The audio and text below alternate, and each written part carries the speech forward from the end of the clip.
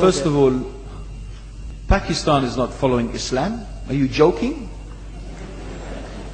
I'm saying not Pakistan, we have 90% Muslim. Muslim means follow Islam. But Muslim, what Muslim? What Muslim? I remember 15 years ago, it's not today and I heard it's worse. 15 years ago I remember going to a wedding in Pakistan. A wedding where men and women were mixing freely.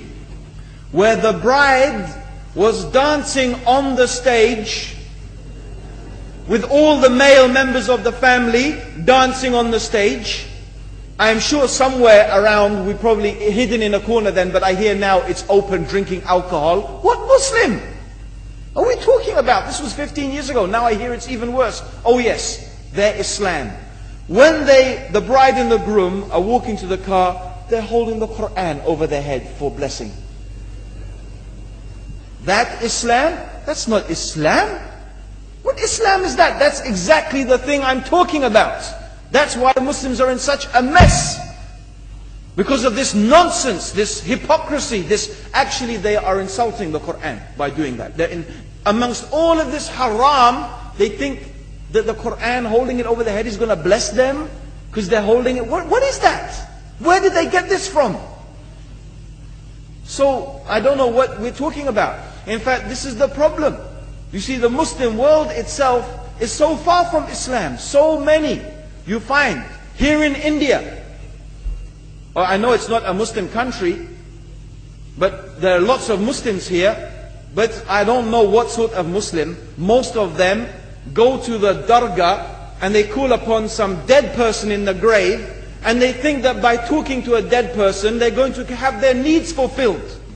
What's the difference between that and worshipping an idol? There's no difference, believe me. It's shirk. I've seen it myself with my own eyes. I'm praying in the masjid. The adhan goes.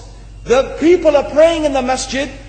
And the people in the dargah are not coming to the mosque to pray. They're still going around the dargah and making all their whatever the things they do. What's that?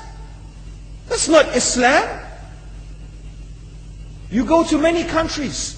You find Pakistan, you want to see Islam in Pakistan. You know, in England, in every street corner we have a pub. You know what's a pub? You know what's a pub? Like a bar, you know, a place where you sit and drink alcohol. Yeah? Yes?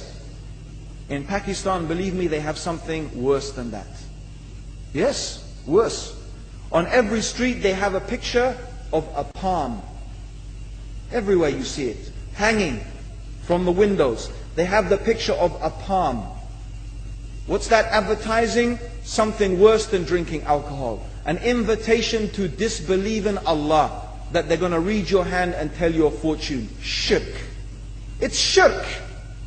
Whoever believes, the Prophet said, sallallahu alaihi wasallam, whoever visits a fortune teller out of curiosity, Allah will not accept their prayers for 40 days.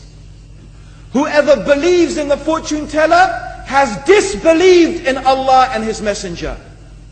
That includes, by the way, horoscopes. Yet you see in Pakistan, a picture everywhere of a hand. Worse than a pub. Worse than a pub. It is better to drink alcohol than make shirk with Allah. Yes. So this is the Muslim countries. You will not find one except they are not doing magic and shirk and kufr. Or except maybe one or two you will find. So this is the state of the Muslims. So no wonder we're in the confusion and the chaos. So these are not good examples. And this is really, in fact, the very reason that I'm saying why we are in such a big mess.